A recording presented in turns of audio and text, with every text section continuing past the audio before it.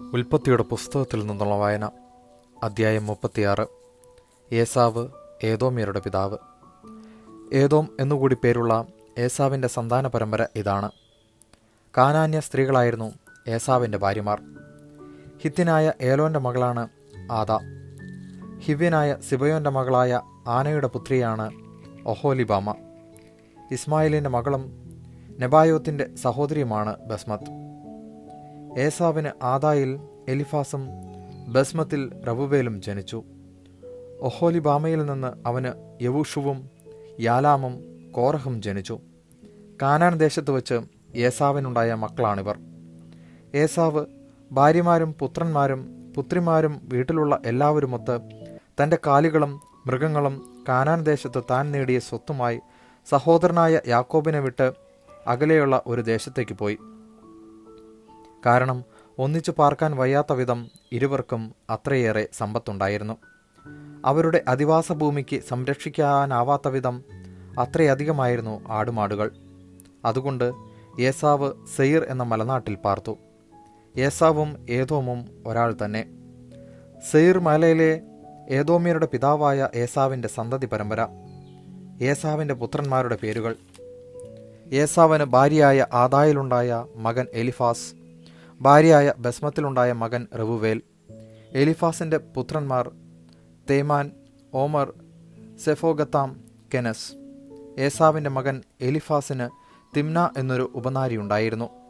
എലിഫാസിന് അവളിൽ അമലേക് എന്നൊരു പുത്രൻ ജനിച്ചു. ഏസാവിന് ഭാര്യയായ ആദായിലുണ്ടായ സന്തതികളാണിവർ. റവുവേലിൻ്റെ പുത്രന്മാരാണ് നഹത്ത്, സേറഹ്, ഷമ്മ, മിസാം എന്നിവർ. ഏസാവിന് ഭാര്യ ബസ്മത്തിലുണ്ടായ സന്തതികളാണ് ഇവർ. സിബയോൻ്റെ പുത്രിയായ ആനായുടെ മകൾ ഒഹോലിബാമയിൽ ഏസാവിനുണ്ടായ പുത്രന്മാരാണ് യവൂഷും യാലാമും കോറഹും. ഏസാവിൻ്റെ മക്കളിൽ പ്രധാനർ ഇവരായിരുന്നു.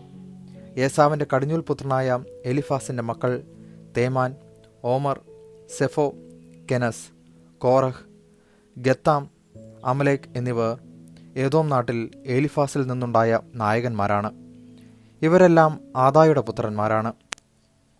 ഏസാവിൻ്റെ മകനായ റവുവേലിൻ്റെ പുത്രന്മാർ പ്രമുഖരായ നഹത്ത്, സേറഹ്, ഷമ്മ, മിസ്സ. ഏദോം നാട്ടിൽ റവുവേലിൽ നിന്നുണ്ടായ പ്രധാനപ്പെട്ടവരാണ് ഇവർ.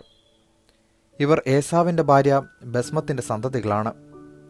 ഏസാവിൻ്റെ ഭാര്യ ഒഹോലിബാമയുടെ പുത്രന്മാർ പ്രമുഖരായ യവൂഷ്, യലാം, കോറഹ്.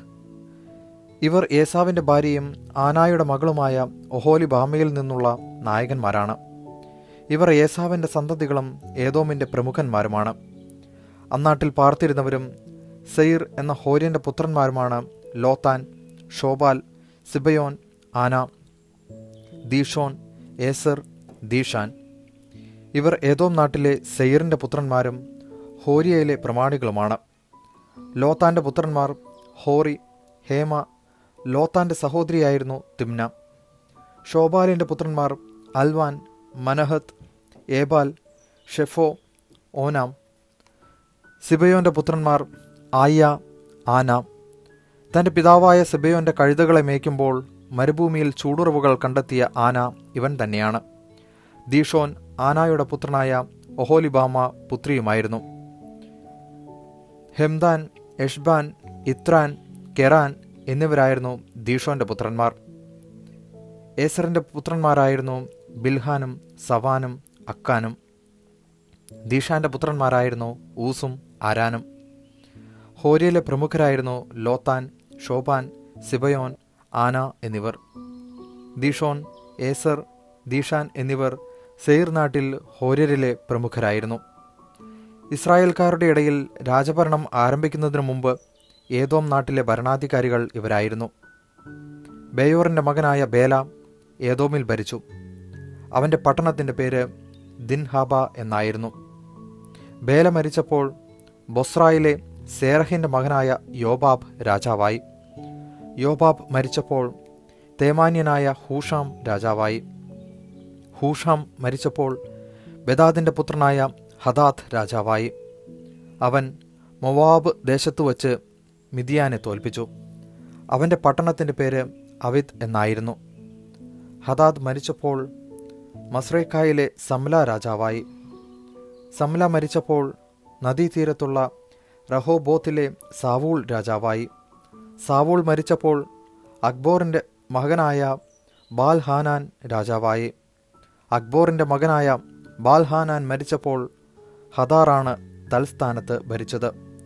അവൻ്റെ പട്ടണത്തിൻ്റെ പേര് പാവു എന്നായിരുന്നു. മെസഹാബിൻ്റെ പൗത്രിയും മത്രേദിൻ്റെ പുത്രിയുമായ മെഹത്തബയേൽ ആയിരുന്നു അവൻ്റെ ഭാര്യ. കുടുംബവും വാസസ്ഥലവും പേരുമനുസരിച്ച് ഏസാവിൽ നിന്നുത്ഭവിച്ച പ്രമുഖർ തിമ്ന, അൽവ, യത്തത്ത്, ഒഹോലിബാമ, ഏല, പിനോൻ, കെനസ്, തേമാൻ, മിബ്സാർ, മഗ്ദിയേൽ, ഈറാം എന്നിവരായിരുന്നു. തങ്ങൾ കൈയടക്കിയ നാട്ടിലെ താമസ സ്ഥലമനുസരിച്ച് ഏദോംകാരുടെ പ്രമാണികൾ ഇവരായിരുന്നു. ഏസാവാണ് ഏദോംകാരുടെ പിതാവ്. ദൈവവചനമാണ് നാം കേട്ടത്.